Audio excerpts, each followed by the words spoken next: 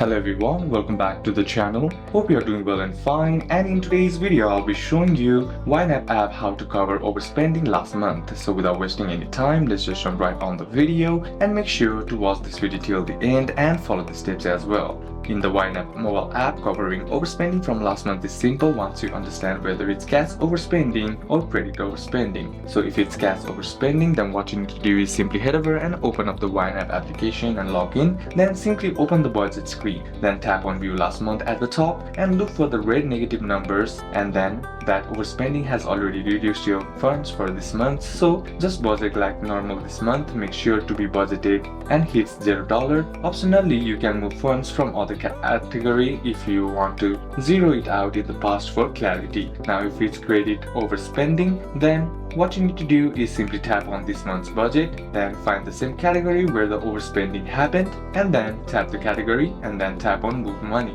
Now move money from another category into the overspent one. YNAB will automatically send the money to the credit card payment category, and this helps you pay off the debit. So these are a couple of steps that you can apply, and that's it for today's video guys. Hope this video was useful to you. Leave a like if it did, comment down any questions that you have, and see you soon on the next one.